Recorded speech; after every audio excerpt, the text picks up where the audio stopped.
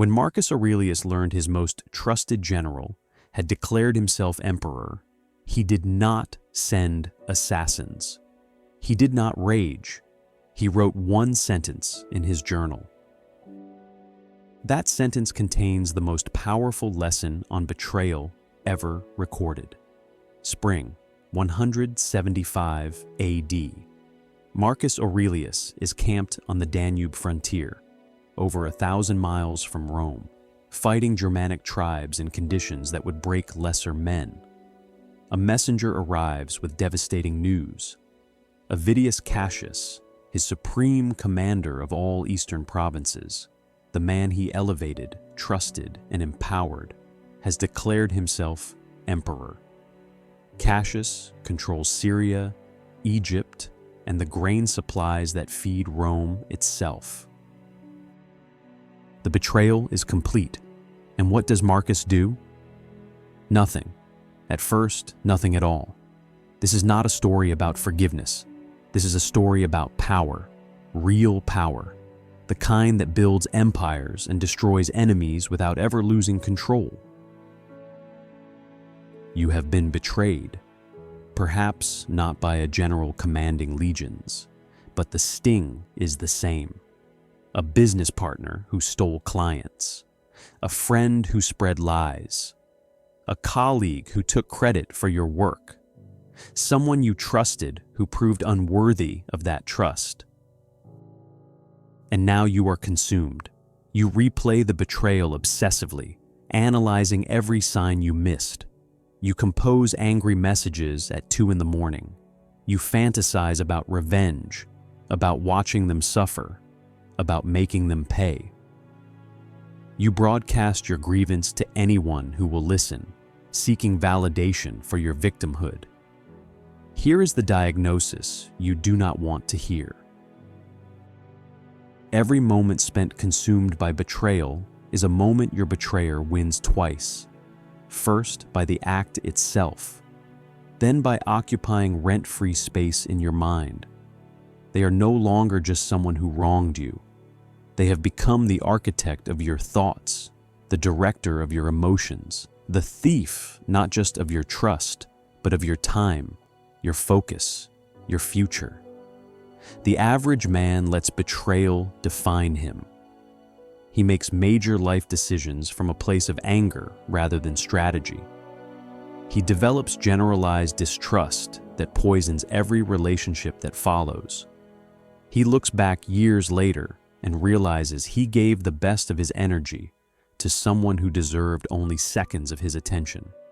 This is the undisciplined response, and it is destroying you. The Roman emperors faced betrayal at stakes you cannot imagine. The wrong response meant not just personal loss, but the collapse of an empire and their own assassination. They developed frameworks for processing betrayal that have been tested under the most extreme conditions in human history. Their methods work. When news of Cassius reached Marcus Aurelius, his generals demanded immediate crushing retaliation. The Senate wanted blood. His own instincts as emperor called for decisive force. But Marcus understood something his advisors did not. He kept the news secret from his troops, who would have demanded vengeance. He waited. He gathered information. He processed. Then he called a council and announced something that stunned everyone present. They would march against Cassius, but not to kill him. Marcus declared his intention to forgive a man who has wronged one, to remain a friend to one who has transgressed friendship, to continue faithful to one who has broken faith. He called this the great prize of war, not revenge, the demonstration of how to properly handle civil conflict. This was not weakness. Marcus ordered troops to Rome to calm panic, then began his measured march eastward with full military force. He was prepared to fight if necessary, but he chose his response consciously, strategically, from a position of strength rather than from the chaos of emotion. A century and a half earlier, Augustus Caesar faced a similar test. When he discovered that Gnaeus Cornelius Cinna, grandson of his enemy Pompey, was plotting assassination, Augustus considered execution. His wife Livia intervened with words that changed history. "So far you have accomplished nothing by severity. Try clemency." Augustus summoned Cinna privately, confronted him with full knowledge of the plot, then stunned him by offering forgiveness and appointing him consul. Cinna became a loyal friend, and Augustus was his sole heir. According to Seneca, this was the last conspiracy against Augustus. Clemency, shown from strength, transformed an enemy into an asset. The Stoics left us more than philosophy. They left us a system for processing betrayal without losing ourselves in the process. This system has 5 components. The first is morning preparation. Marcus Aurelius practiced this daily. Each morning, before he faced anyone, he acknowledged reality. He wrote in his meditations, "When you wake up in the morning, tell yourself the people I deal with today will be meddling, ungrateful, arrogant, dishonest, jealous, and surly. They are like this because they cannot tell good from evil." This is not pessimism.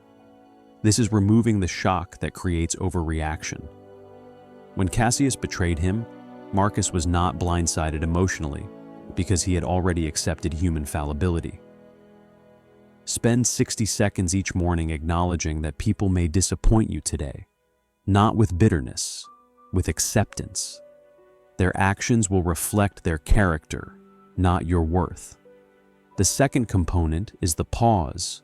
Seneca wrote that the best course is to reject straight away the initial prickings of anger, to fight against its first sparks.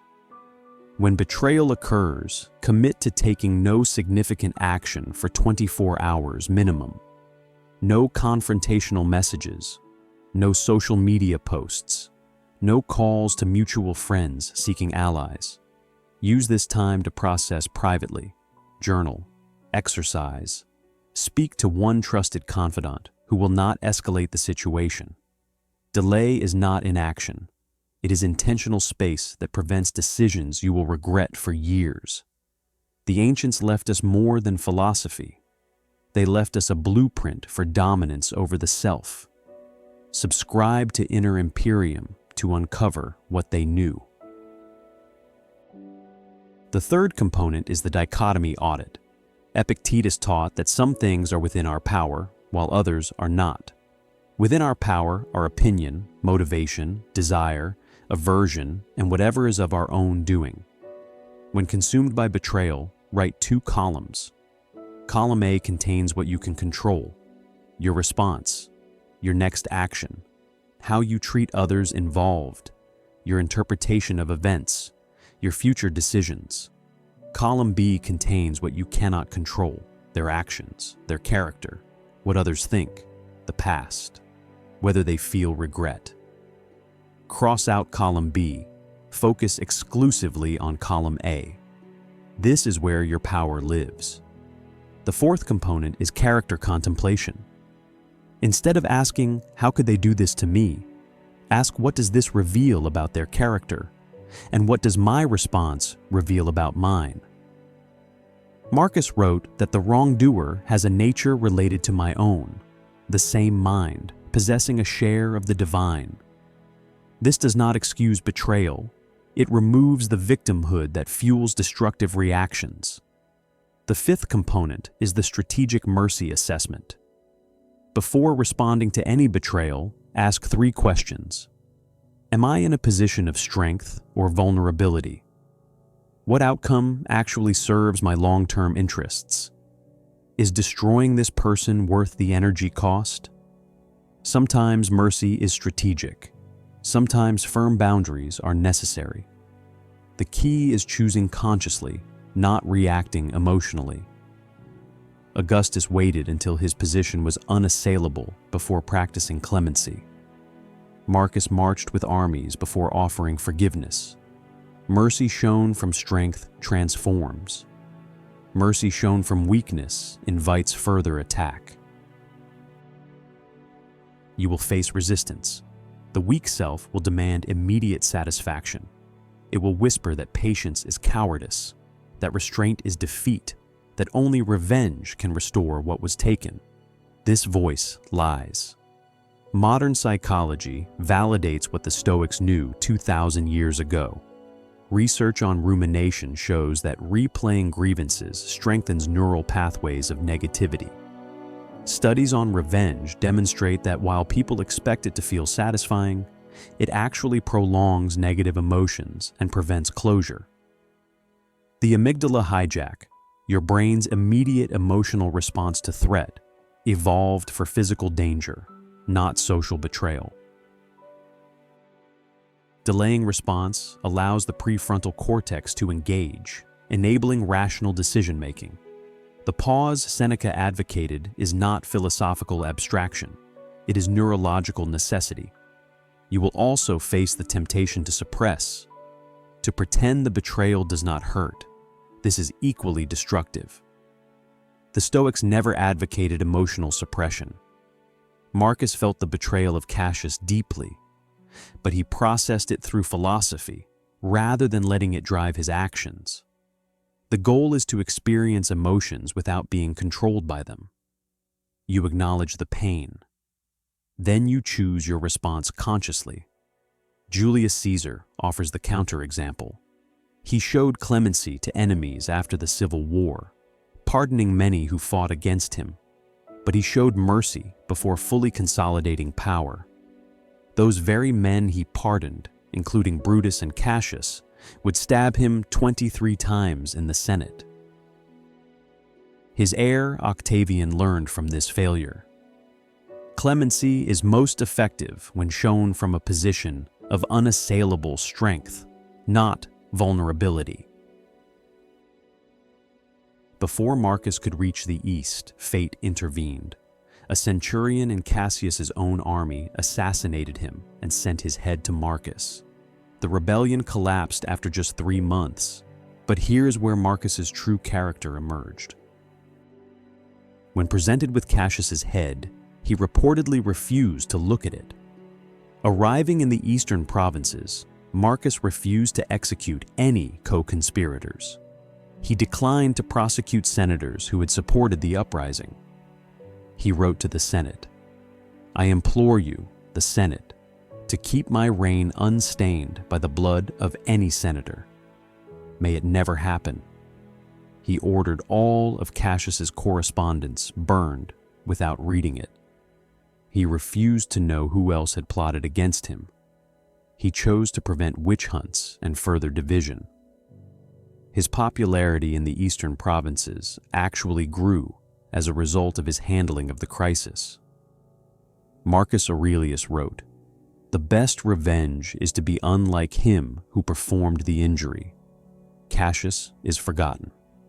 His rebellion lasted 3 months, but Marcus Aurelius, the man who chose strategic patience over rage, who offered mercy when he could have demanded blood, who refused to let a traitor define his character, his words are still read 2,000 years later. His meditations have guided emperors and generals and men, quietly fighting their own battles against betrayal. The lesson is not that betrayal does not hurt. It does. The lesson is that what you do with that hurt determines whether you become a victim or an emperor of your own mind. Your power lies not in controlling the betrayer, but in controlling yourself. And the person who masters their response to betrayal has already won. The mirror does not lie.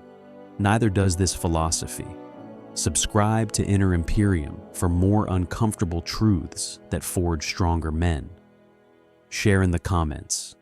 Who in your life are you still giving power to, not because of what they are doing now, but because of what they did to you?